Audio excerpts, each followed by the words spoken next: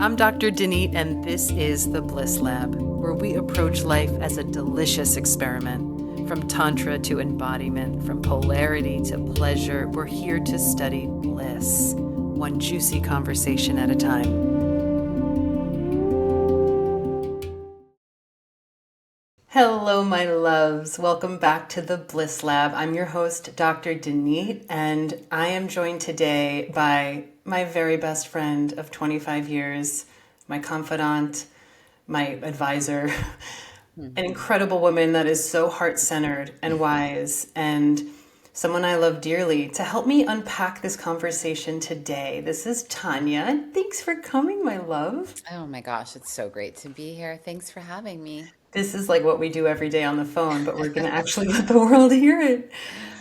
I could think of no better person because I'm always in an inquiry, right? I'm always breaking something down. I'm always curious about something. And lately, it's been this topic. And, hosting this retreat I have coming up, the Receptive Woman Retreat, has brought these conversations into my life, which have been so fun, where I call women from my past, over the last 20, 25 years, women I respect, women that our paths joined over the years that I just haven't talked to in so long, and, reaching out to them to share about the retreat if I think, they'd be someone who would enjoy it, and we get into conversation. And girl, I cannot tell you how many times I'll share a bit about my story. And if you've listened to this podcast or follow me in any way, you know that I burned down my life and hit a burnout point, and had to go into the dark and rebirth myself. And I cannot tell you how many women are like, oh, me too. Oh, ditto. Yeah. Same. And I'm like, whoa.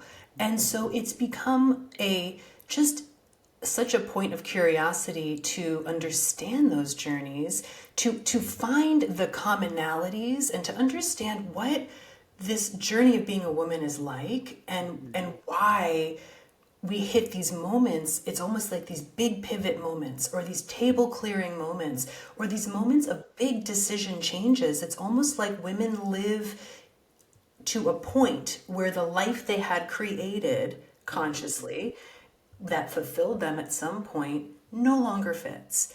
And they can't even fake it anymore. And their big decisions and their big relationship changes, leaving a job they've been at forever, moving, divorce. And we're not alone. And so I think my biggest motivation for understanding this and unpacking this is for more women to maybe hear this on the front end, and have a little bit more of a roadmap, or a little bit more of an understanding contextually, like a bigger picture of what is going on right now and how do I navigate through this unknown, which is so uncomfortable and can feel so uncomfortable. And so, and does it have to get to a breakdown? That's my biggest question. Like, does it have to get to a breakdown? Are there the whispers? You're seeing this? I mean, so Tanya's a naturopathic physician for 25 years in Santa Cruz with an incredibly successful healing center there, and you treat men and women, but you see a lot of women. What are you noticing? Yeah, absolutely. I would say the majority of my practice is women, probably over the age of 40. And usually what brings them in is something that is causing them to feel uncomfortable, right? I think to your point, we are interesting creatures, and oftentimes we need to feel uncomfortable or even in pain in order to make change happen. And so that's usually what brings women in. It's usually sleep issues, hot flashes, night sweats, migraines, ulcerative colitis, like chronic fatigue, anxiety, depression, something that is keeping them from continuing to do their life. And most of the women I see are like us. They have been doing life at 150 miles an hour, juggling 18 balls extremely well Right?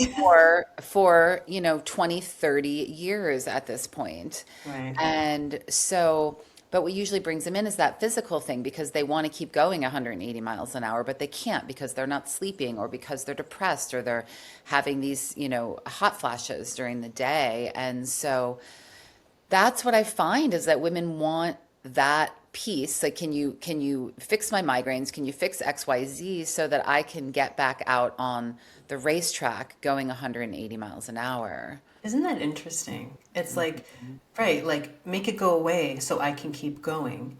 Mhm. You know, versus deepening the reflection. And why are we so resistant to the reflection that Mhm. it's too much? Yeah.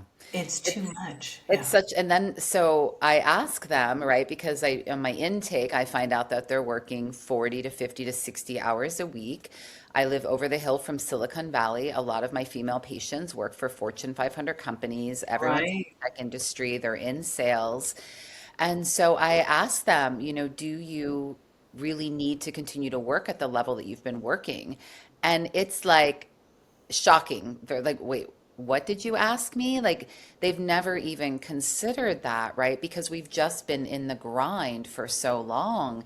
And I think that that's what's been expected of us. And a lot of it is what we had to do to survive, right? To pay the rent, to keep the kids in school.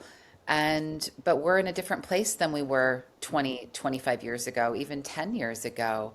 But I don't think that we really stopped to take that reflection. Do Hmm. you think it's also who am I without that? Like for you to pose the question, Hmm. hey, this level of stress, the body actually can't heal under this level of stress. Like I can't heal the burn if you're still in the fire. Hmm. And the body breaks down under stress. Like we're not designed for marathon stress. We're designed for short bursts of stress and lots of recovery. And the current culture is hustle culture, productivity culture, competitive, especially in the regions you're talking about, this level of corporate Hmm. America, but it exists everywhere. Yeah. And you know, who am I? Like, for you to pose the question, Hmm. it's can you work less? Or working less actually is the therapy, like Yeah. giving your body space to heal. And for a woman, or I guess anyone, but we're speaking of women, to say their identity has become so entwined, and I get it. Who am I if I'm not that woman? Hmm. Oh, yeah. We absolutely get rewarded for working long hours. We get rewarded for making a lot of money. And yeah, and we serve a purpose, right? And we are purpose driven as human beings. We want to know that we're making a difference and I'm making a contribution to my community. And yeah, absolutely. Who would I be without that? I feel that firsthand. Hmm. Everything you said, plus even it's my source of self-worth. It's Hmm. how I identify. Like for Yeah. me, in my letting go, which I had to get to the point of non-functioning. I was so tenacious, like I wasn't going to stop because it's what I knew, that I had to stop functioning. And in the journey of trying to figure out how to live life again, I literally didn't know how. I literally didn't know what motivated me. What was the motivation in a day if it isn't who needs me most? What's the biggest crisis, which is all Hmm. external motivation. And in that lull, that I call it my cocoon phase, like when I went into the nothing, I had cut all that out. I separated, let go of friendships, I threw the business at Eric, and I just all that was there was me, and I had no idea. I walked circles in my house, so that discomfort is what they're avoiding. But through that, the little whispers come. You start to feel Hmm. who you are, but it isn't. It's scary. It is so untethered, and Hmm. it literally comes down to like there's nothing to distract me from me. And clearly, that's what deepened my spirituality. I'll say that, like my connection with something greater. Like Hmm. now, the way I understand me, the way I understand my relationship to source, like no matter what happens in my life, I'm good because I have this central pillar which I had to find in the dark. But of course, it's so uncomfortable, and women are maybe avoiding that or don't know, right, like how to even meet that moment. Yeah. I think it's really uncomfortable, not only mentally and emotionally, but physically as well, right? Because we're running on cortisol, Oh, girl. right? It's like the fuel that we've been running on. And You and I got together a few months ago at a gathering where there was nothing to do but whatever we chose Yeah. to do. And for the first 24 hours, I had this like angst inside of me. Uh-huh. And my mind had nothing to be anxious about. But I was so used to running on cortisol. And I had a few days where I had nothing that needed me. And it was physically uncomfortable. I Yes. really had to like talk myself down and tell myself I'm okay. So Yes. there's that piece. Our physiology very much affects our mental emotional state, which, we could dive into a little bit if you want to or not. But yeah, for sure, sister. I have purpose in my life because my children need me, right? I Yeah. have purpose in my life because my schedule is busy, because my patients are unwell and I can help to make them better. And who am I without that? And it's so true. And what I'm hearing and what you're saying is something, we are we're conditioned by the experience of our past. So Hmm. whatever we've been exposed to conditions the tone of our nervous system. Let's go there, which is beautiful, your story of leaving the patterning and the stimulation into the nothing, but the system runs. And if we Hmm. don't understand what's happening, we just avoid that shit. Like I can't get quiet because it all gets crazy. Our systems are conditioned from the past. Whatever we're exposed to as far as external stimulation or stress, our nervous system creates a tone to match that. So then if you change your environment and you don't have that, and you don't have that stimulation, your body will still rev. Like you're saying, you left the stimulation, went to a quiet place, but the body still responded as a conditioning from the past in that anxiety. It felt like anxiety, but it's actually like the level of rev you Right. have to do to meet our lives, to meet your life that day.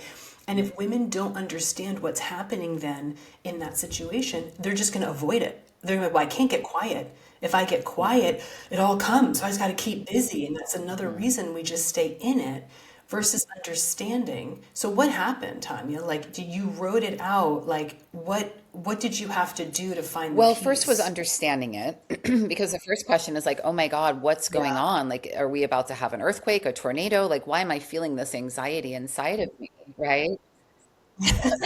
It's the Danger, danger. Like, danger. It where is sounds the like danger? danger. Right?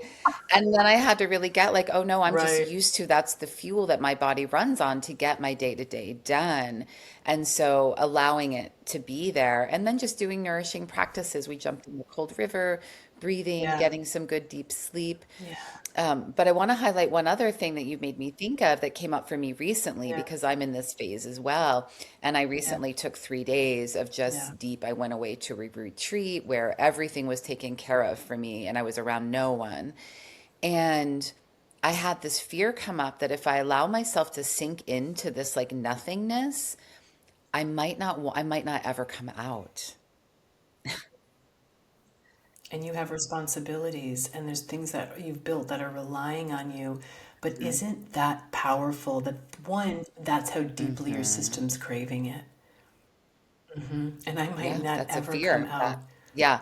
And I'm we're here gonna to tell figure you, you out. do. Yeah. You do come out. Exactly.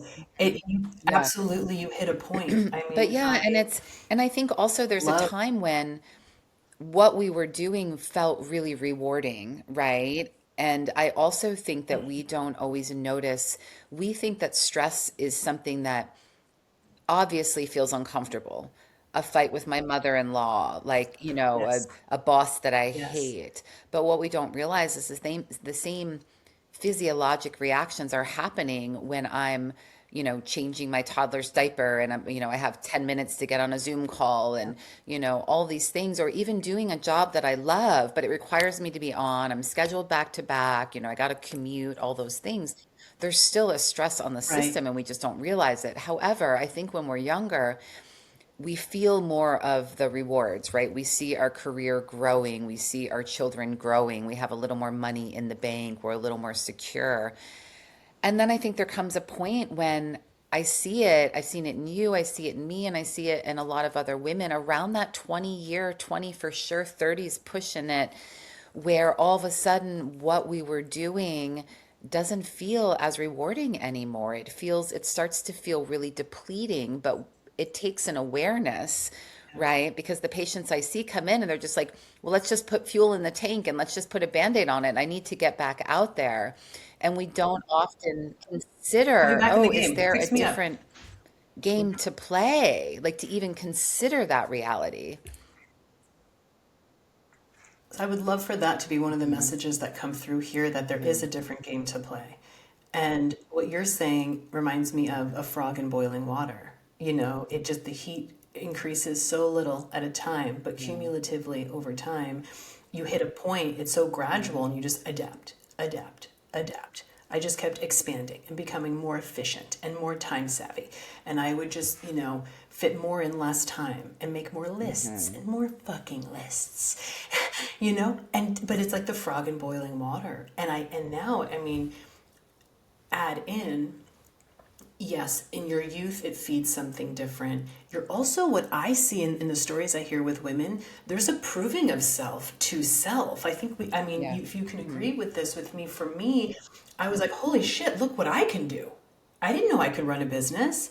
Wow, my practice, like my patients are getting better. My kids, they're doing well. Like it's showing us really the capacity and what we really are capable of, which is an important part of Hmm. development for anybody.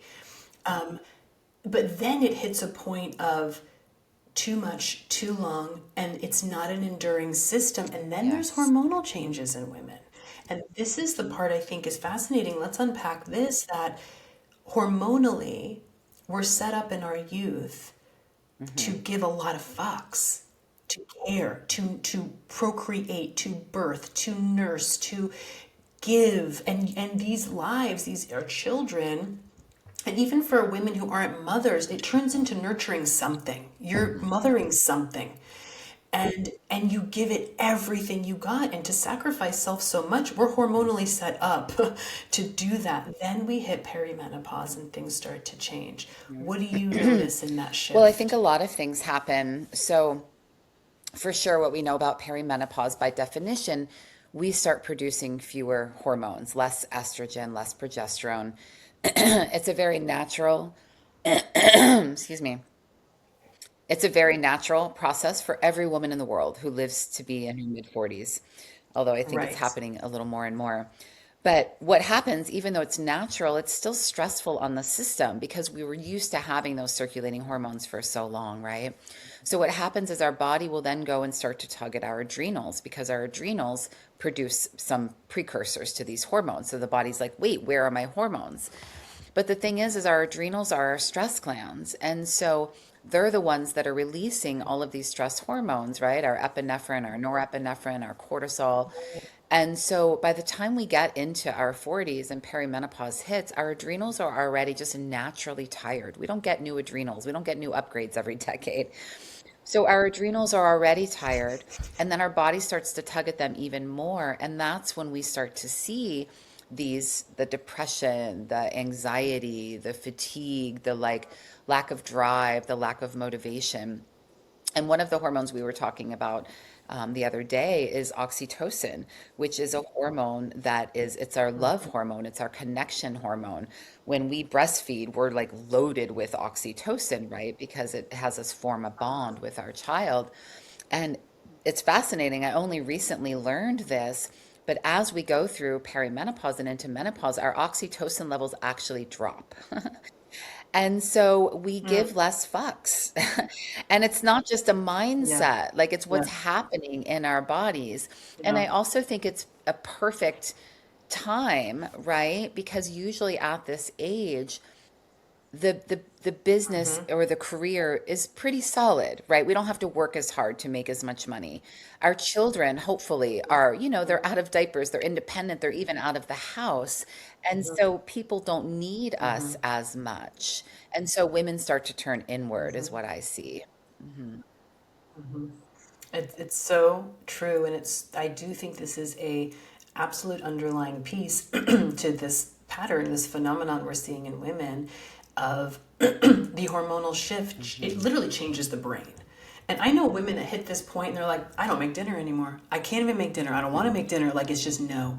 Or like even caring for their children, it's, of course I love them, and I care for them, but it doesn't like consume me the same way and they feel bad about it. But the important, beautiful part of this is that Mhm. it's time for us. And in perimenopause, the hormonal shifts begin this transition from Mhm. mother to crone. And to be crone, the wise woman, is the bestower of wisdom. Where the elders in most tribes Mhm. were the guides for the tribe, and we've really lost that in our cultures. But it's this inward time. But a lot of women hit this point, and it like slams on the brakes. And if they have no semblance of self, and they have no idea who they are, what their desires are, let alone fulfill them, what they need, then it is so confusing and it is so scary for women. And I think it's not coincidental that 70% of divorces are Mhm. initiated by Yeah. women over Mhm. 40.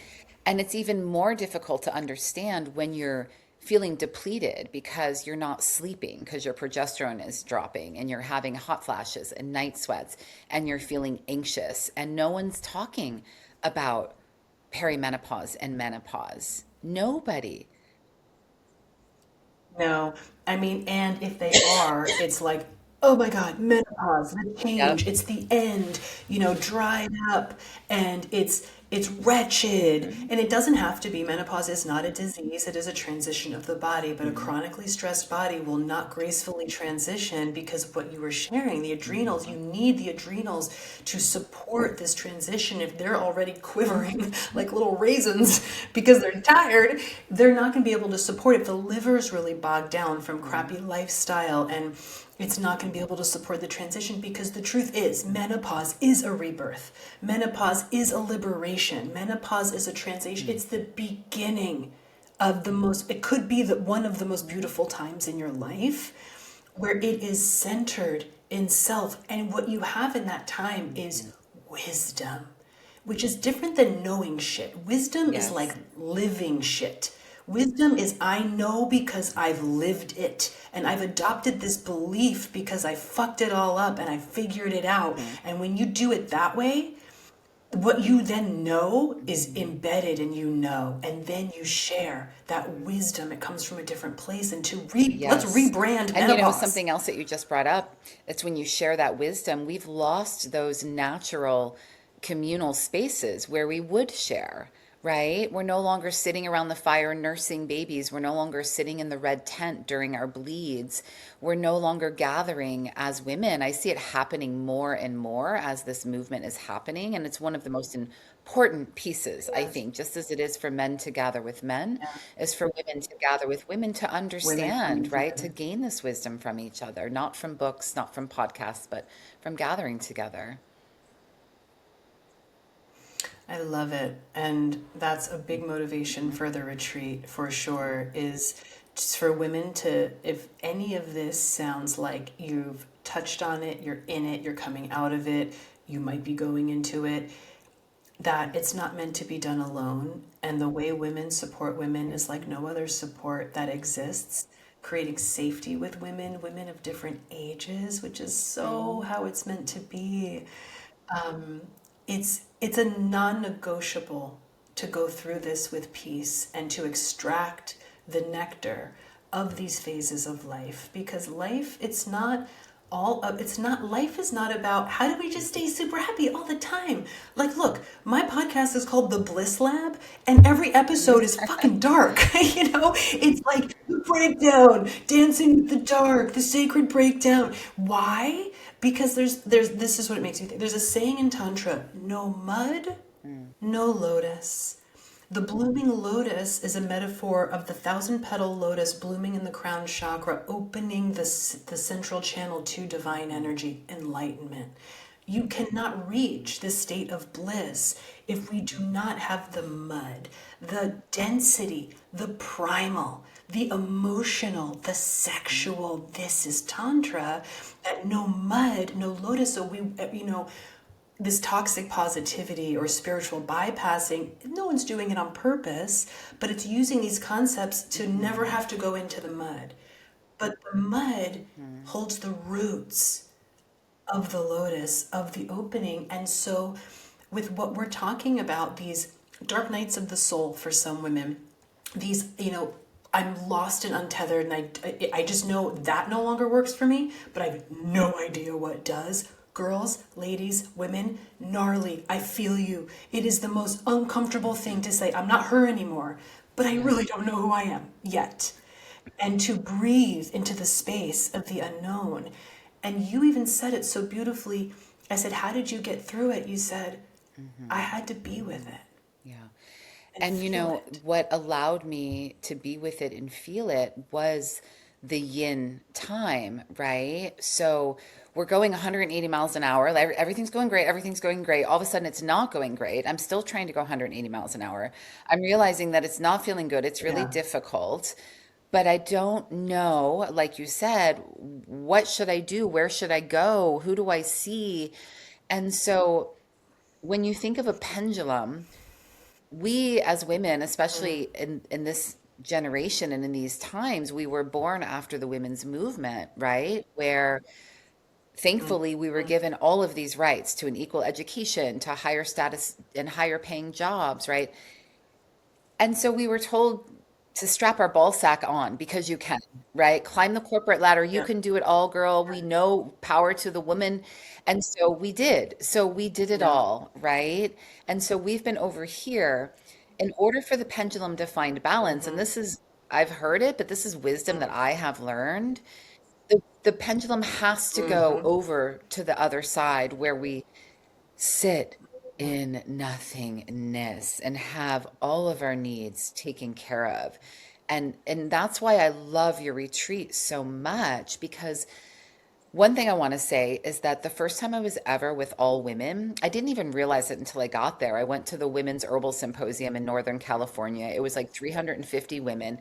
It was only when I got there that I could feel what it was like to be with just women, right? And to feel the deep relaxation and the safety that comes with being with just women. So that is a powerful piece. But that's what I hear in the retreat, and retreats I've been on have provided that, where you don't have to think about breakfast, lunch, and dinner. You don't have to think about the kids. You don't have to think about the dogs. You don't have to think about the work. You don't have to think about the husband.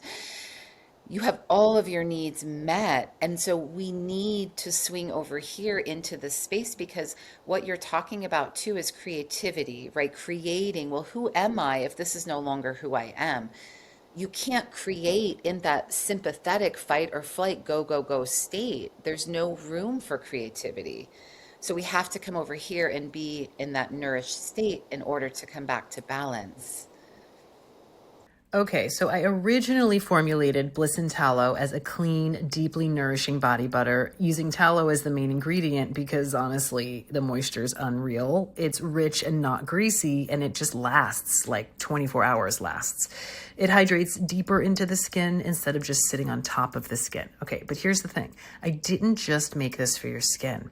I also formulated this for your pleasure. So yes, your skin will feel soft and hydrated for hours, but what I really love is hearing all the stories from women who are slowing down and taking their time and actually enjoying the experience of putting it on. From the smell to the texture, the ritual of rubbing it in, it's like your body starts to remember, oh, I get to receive. I get to feel good. Bliss isn't just a feeling, it's a frequency. And this body butter, it helps you tune right into that frequency. So if you're ready to create more moments of softness, sensuality, and self-connection, Bliss and Tallow is your jam. I'm offering you 10% off with code BLISS10 plus 100% satisfaction guarantee, because I want nothing to get in the way of you finding your bliss. Feminine wisdom only Mhm. comes from spaciousness. And yes, I mean, of course, the retreat I'm holding, Mhm. you've been on, I mean, just stepping out of the matrix that is how you identify as the woman you are and into spaciousness, let alone spaciousness that's set up with the Oh, perfect yes. fertile practices and environment to Mhm, meet yourself. Like if there's women that have never done mhm, like an emotional release, like creating a sacred container to mhm. meet your emotions, the ones that we're Yep. constantly tucking back Mhm, in, and then we'll just take the thing and drink the wine and keep going, go faster, because if I slow down it starts to come up, so I gotta just go faster. mhm, Yeah, those emotions, they're the wisdom. They are full of wisdom and they are sacred, and we have no idea how to meet them. Our culture does not know how to handle mhm. weeping and rage and Yeah. all of it, and grief. And so it is so important. And in that, in the quietness, the wisdom comes. Like, as women, especially women like us that were like, do, we want to do Right. something to figure it out. Okay, What do what do I I need to do? I want yeah, to yeah. heal. What am I going to do? And really, what there is to do is create quiet and Mhm. safety. So there's knowing, which is one Mm, of the feminine gifts, is we know. And it's in the body. What we know doesn't come up mm, here. This is masculine. And a lot of women are so busy in the mm, mind because we have to be. My God, was my mind mhm, smoking, running so fast back in the day.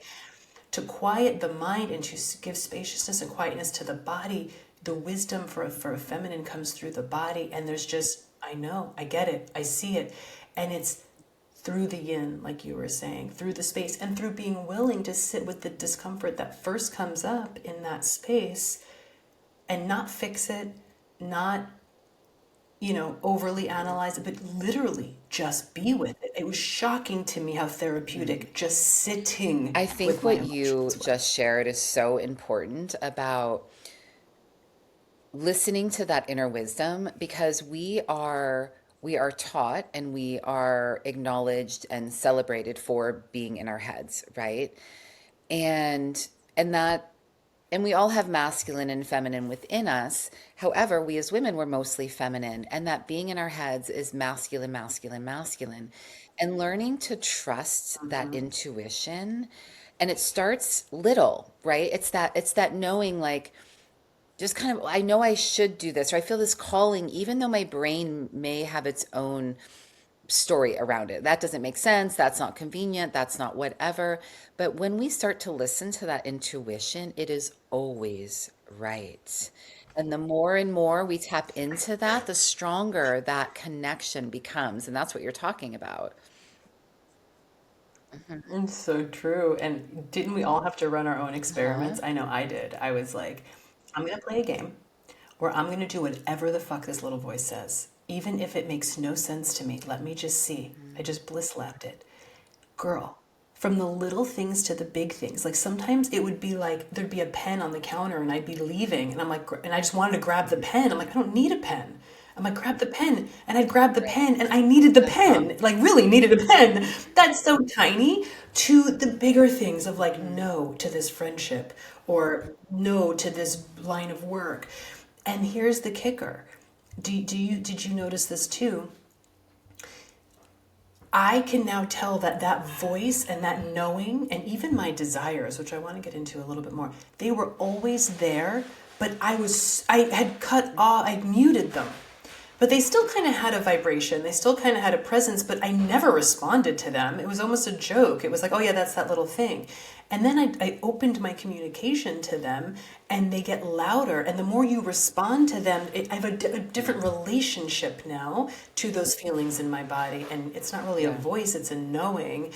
And now it guides me, whereas before it was like background noise, but it was Oh, always yeah, there. Did you find absolutely. that? But what my brain had to say would be like, well, the intelligent thing isn't that, right? Like that's not, yeah, that's not You the don't need a smart thing. pen. That's not the convenient thing. That doesn't make sense. Uh-huh. Uh-huh. And the more that Hmm. I have come home to that wisdom and trusting that, and sometimes it is really fucking inconvenient, but it always is Oh right. my God.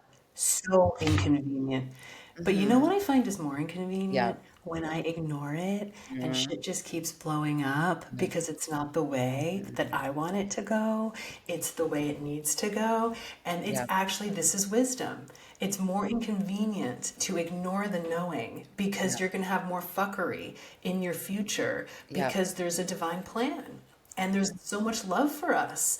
And so that's Hmm. big girl shit right Yeah. there. Trusting that And beyond that what you kind of think comes should full circle happen. to what we were talking about earlier, and that is the body keeps the score, right? Like for example, this is just one example, but I had a patient who came in and she'd been a patient of mine for about 10 years. And she said, I just got out of the hospital. I was in the hospital for 2 months for a bout of ulcerative colitis. She had never had gut issues before. That wasn't what I was treating her for. And so we talked a little bit about the ulcerative colitis, but then we said, well, let's connect with the mind body connection. And that's your gut. That's a source of your truth. Was there something your gut was telling you that you had been ignoring for a long time? And she just literally turned white as a ghost and started crying. Immediately, it was something in her Immediately. relationship with her husband that she had been stepping over and stepping over. And so our bodies speak to us. So we want to just run it over, right? I'm having the chronic heart palpitations. Okay, what herb or medicine should I take to take care of the palpitations? And it's not just, yes, that's helpful, but let's tap in. What is my heart trying to tell me? Why? What is my gut trying to tell me? Why am I having, why did, God forbid, I break my ankle and I can't literally move as fast as I was, right? And I feel like if we don't listen to the messages as they come through our wisdom, because the wisdom comes through a knowing in the heart, but also things happening in the body. Like we have a dear friend who's had a fibroid that has been very Yeah. problematic. And the herbs, the supplements, all the things. And then she had this huge realization about the connection to stagnation. And she saw an area of her life, a huge area of her life, was she was feeling stagnant. And she literally has been dealing with fibroid for years. She had a breakthrough in the stagnation, got in action around it. And I think her next two periods were like right on point. Like, And the yeah. stories just never get Hmm. old, right? But it's everything's just connected. You can't even Hmm. isolate and be so reductionistic about health once you really see it in Hmm. action, like you have, especially for 25 years, seeing people come in with chronic issues. And that's a beautiful story you shared about your patient. And it makes me think of this and maybe even suggest this to women who are listening that might be somewhere in this process or wanting to come out of in deeper connection with themselves. And it's the concept of overriding. Women are, I think we may even be trained by our mothers overtly or, between the lines to override our needs and our desires. And it can be small, like, I really have to pee, but I just keep holding it. Like I'm overriding. And then it's finally like, why did I wait? It's like I'm actually like in pain. I need to pee. Or I'm tired and I need to stop working, but I can't because external XYZ, but I'm actually done. I'm going to override the signal that I'm done.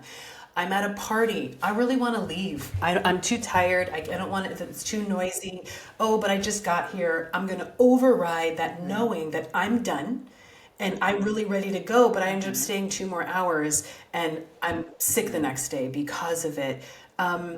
I mean, a million, but we watch other women override, and it's permission or it's an invitation to do it. And does our society support women who say, "I'm all done. I'm just going to go now." Oh wait, Hmm. but you just got here. I know. I mean, Hmm. I'm the queen of leaving. I just leave and I don't have a long goodbye. But it's just, can we?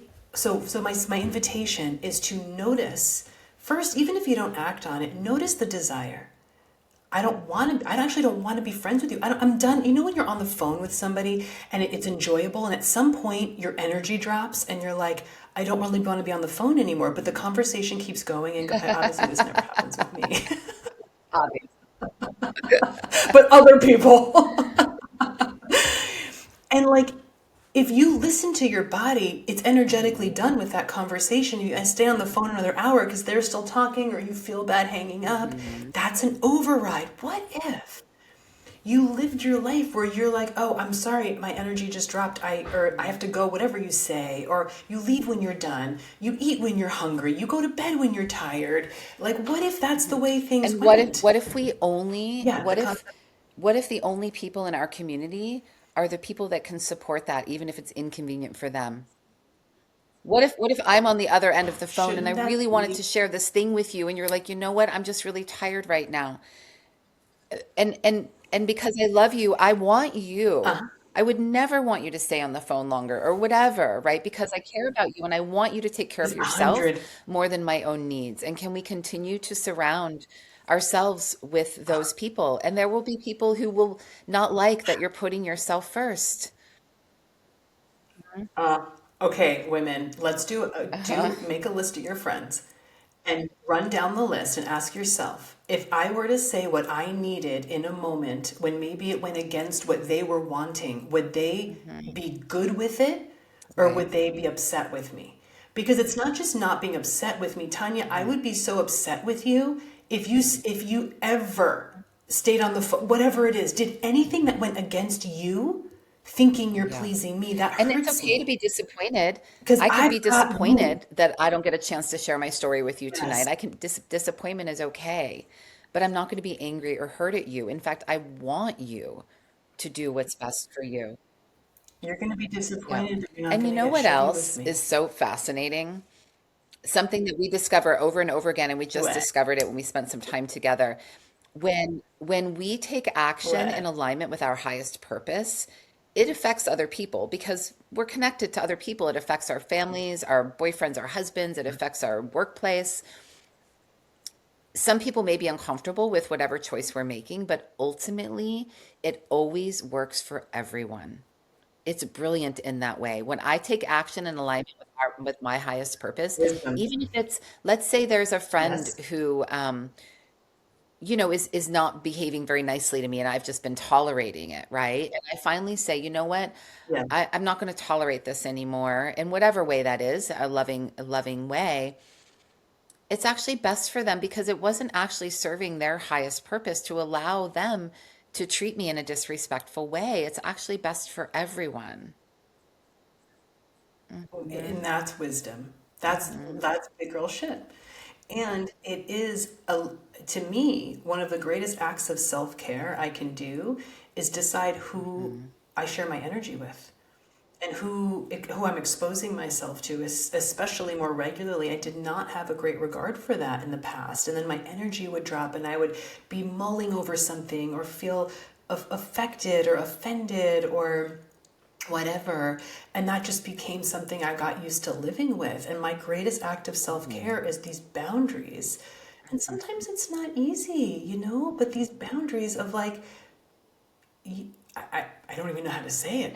It's terrible what I was just going to We say. all, but that's exactly what happens, right? We feel a boundary within ourselves, and then oftentimes we feel guilty because we should be, Who am I to just be like, yeah. no, I don't want to go with you, or no, whatever. Hmm. Like, who am I to do that? Or because it's not that I'm not saying there's anything wrong with anybody else, but it's just Hmm. not working for me. Anyway, those boundaries, and I do think that we really learn a lot indirectly about being a Hmm. woman from our mothers, and to become more conscious of what did they say directly and what did they say indirectly that we took on about being women, about overriding our needs, about pleasing other people, about, oh, it doesn't matter if you're tired, you just keep going, or like, I don't want to hear What are you other people complain going to about think? it, or Hmm. whoa, Hmm. what is other people going to think?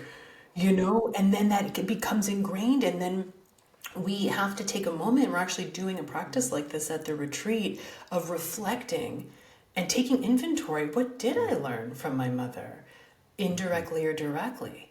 And then what did I need to hear from my mother about being a woman? And then we can rewire those programs in.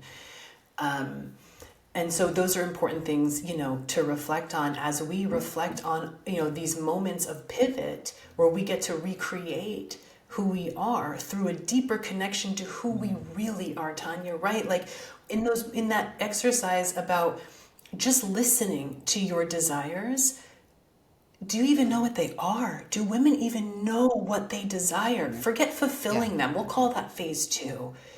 Can you just listen to what they are? Because in that, you'll get to know yourself better. Because I believe, tell me if you disagree, we don't get to pick our desires. They are inherent in that my desires are different than yours. But can I, Mhm. one, hear them? Two, can I accept them? Can I accept it? And then do I have the courage to live from them and be the authentic expression of Danite Regina Haller as I am wired? There's no other woman like me, no other woman like you. Do I have the courage to be her even if it goes Yeah. against the And grain? why would we do that? Because the reward is nothing, Why? there's nothing greater. That self-love, when we learn to put ourselves first with love and Yeah, respect, our children aren't in a burning building, like everyone is okay. Everyone right, is okay. right, And when we right. actually start to listen to our own inner desires and actually start to take action in alignment with that, there is no greater sense of peace on the planet. Comfortable in your Mhm. own skin And in it's the any kind of situation. love It's the It's kind of love exactly that we have been trying to get from outside us since the day we were born. It's the kind of love we wanted from our mothers. It's the kind of love we wanted from our fathers, from our boyfriends, from our husbands, our girlfriends. It's all, and we could get really great love, but no one. When we start to feel that sense of self-love, you're like, oh, this is what I have been looking for. And it's right here. so well said. It's Mhm. like honey inside. This, I mean, people are like, how do I love myself? How do I love myself? Mhm. This is one way. You actually listen to your own truths and your own desires, and then Mhm. you fulfill them despite what other people might think. And then you feel what life feels like. And you will attract more of the people Yeah. that are your people, and you will push away those that It's aren't. okay. And Everyone's that's on their own okay. journey. Mhm. Yeah. So let's move. So, oh my I gosh, love I you love too. you. Probably. So women might be like, wait, but there's another way. There's a new way, and I'll start this one here. I realized recently talking to Amber, the third wheel of our Mhm. three-wheel tricycle, all best friends for a long time, another wise, wise woman.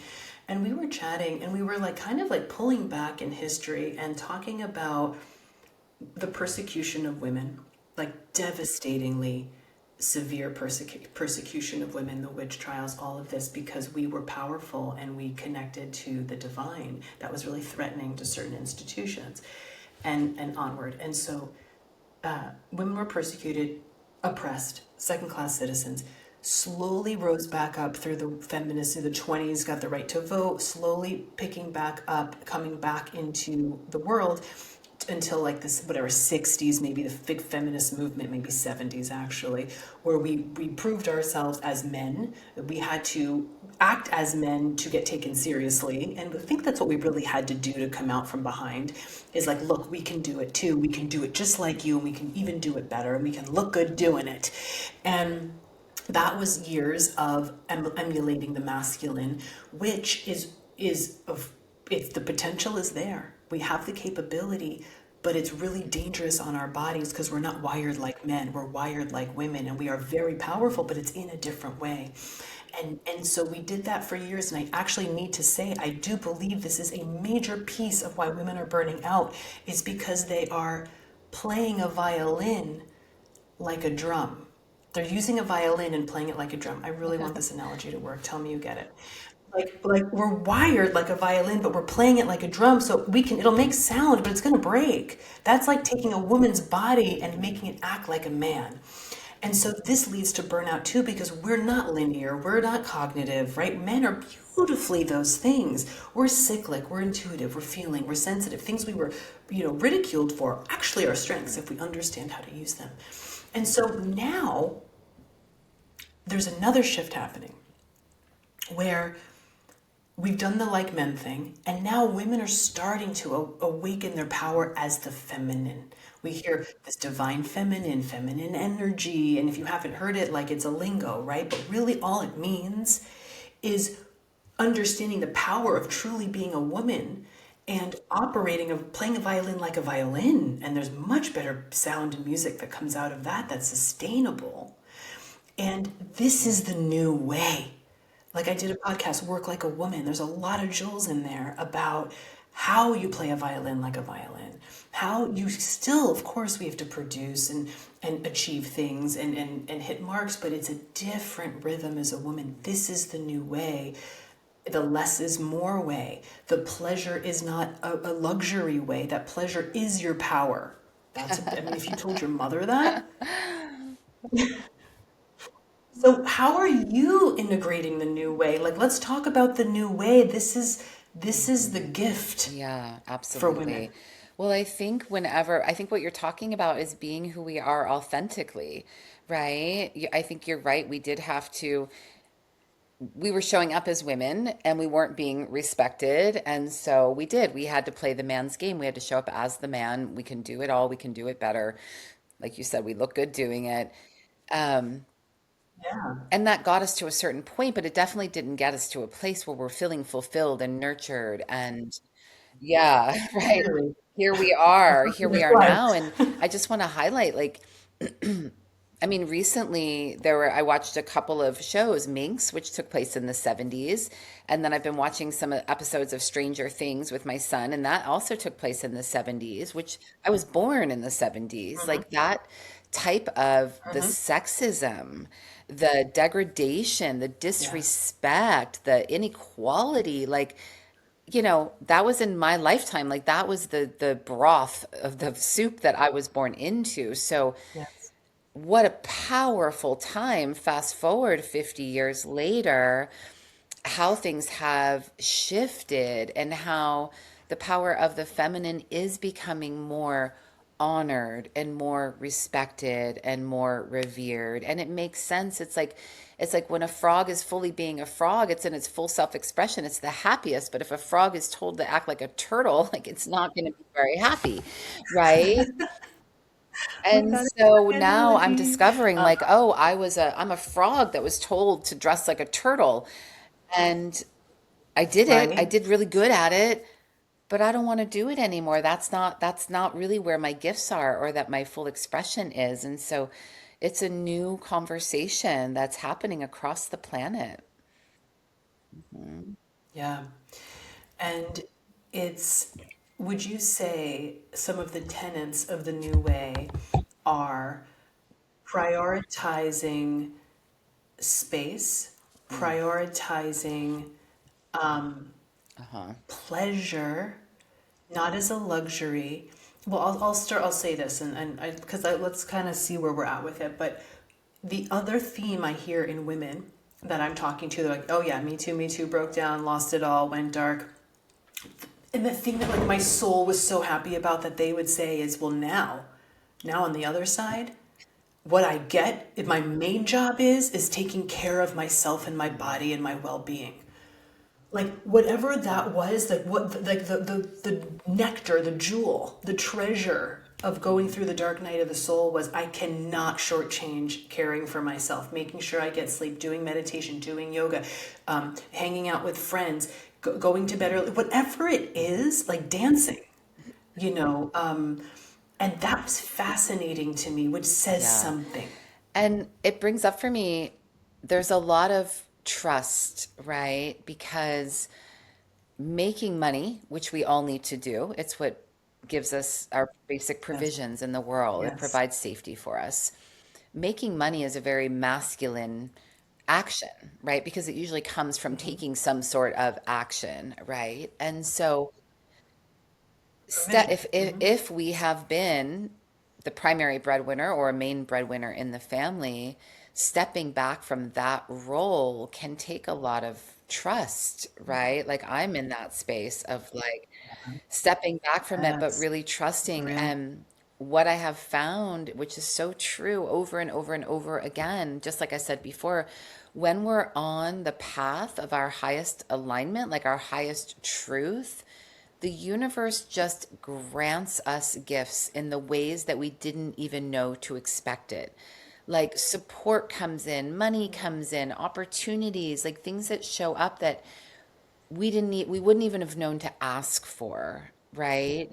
And We couldn't have even controlled or right. grind it And out if we that's, tried. that comes into the law of attraction, which we don't have to get a lot into, but it really is tapping into who we are authentically and trusting that we are safe, that we are cared for, that we are divine beings in that feminine energy, that receptive, because we are feminine receptive beings, and trusting that we can receive when we stop doing.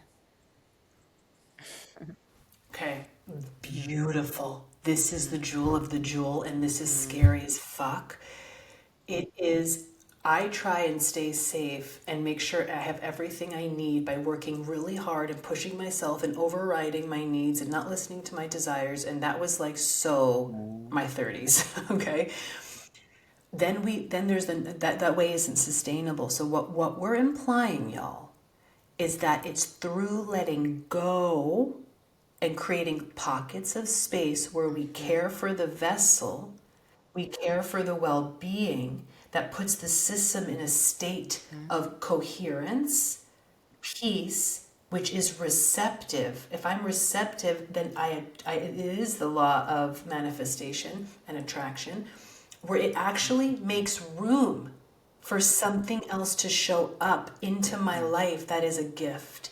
If I'm always controlling, grinding, and closing every gap with my overworking, I leave no space to see how the laws of the universe work or beautiful things that can show up for me that are mhm. beyond what I would have achieved with my blood, sweat, and tears and exhaustion and dysregulated system. So it is a win of the century. Being in your feminine energy, when I figured it out, I'm like, wait, what? This is the best fucking news ever. My pleasure is literally my job, and things work out better when I prioritize me and have Mhm. space and stay regulated. Would you Yeah. say that's a good No, overview?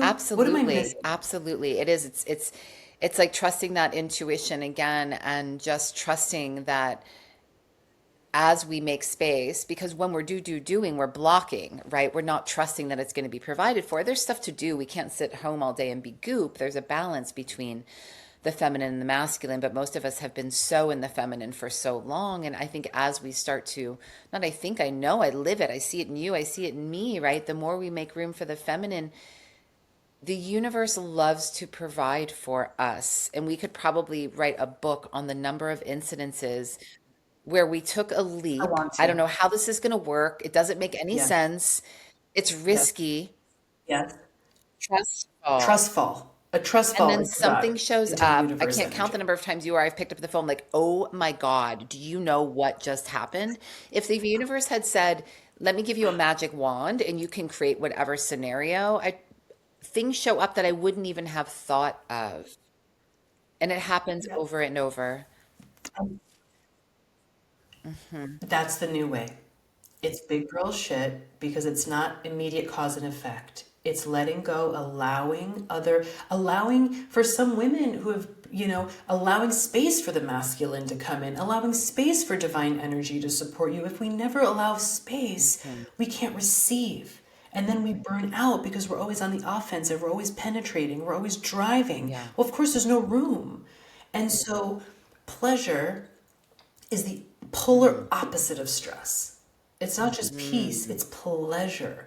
And so pleasure aligns, it's powerful because it attunes the feminine body to receive the wisdom. Pleasure, it becomes receptive to the pleasure. It becomes more receptive to life and more tuned and more aware because you're dialed in. Then you feel those knowings. You get those hits of intuition, which is one of our Mhm. superpowers in life.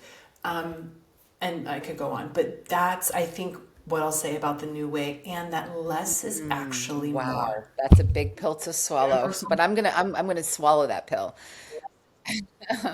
Take a minute with that one. Less is more. I'm proving it all the time, and it shouldn't be true, but it is, and it's another Mm. round of best news. because it's energy, right? We're dealing with energy. So there has to be, and we're dealing with the law of attraction. So if I'm in alignment, I'm attracting alignment. If I'm dysregulated and stressed and in lack, I'm only going to attract Yeah. more of that reality. Okay. Ooh. So beautiful.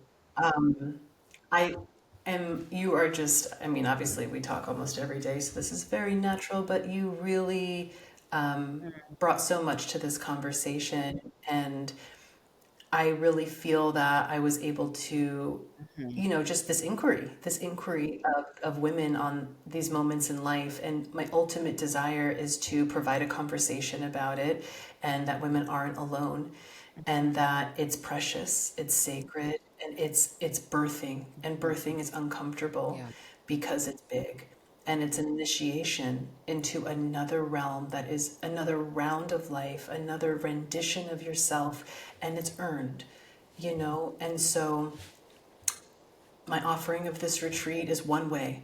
It's one way that women can step off the ride and just have space. Mhm. And who knows, to re-equilibrate the system, to be with other women, to explore these beautiful tantric feminine practices, to connect with their feminine chakras, and to enjoy Guatemala. So I hope that that was helpful and reaches some women that might be feeling a little bit lost. I know I would have appreciated to hear more Yeah, about I've this in done a that few time. women's retreats and they've been life changing. And the one that you're offering, I think, is particularly powerful because of all the practices that you're bringing in and the wisdom as defined by life experience that you have harnessed over the years and all of your trainings with Sarita in Bali Yeah, in and those Bali. practices that you're bringing in, I think are so powerful. And so it is I can't wait one to of the share greatest them. gifts I think that any woman could gift herself is the gift of this retreat. I can't wait to be there.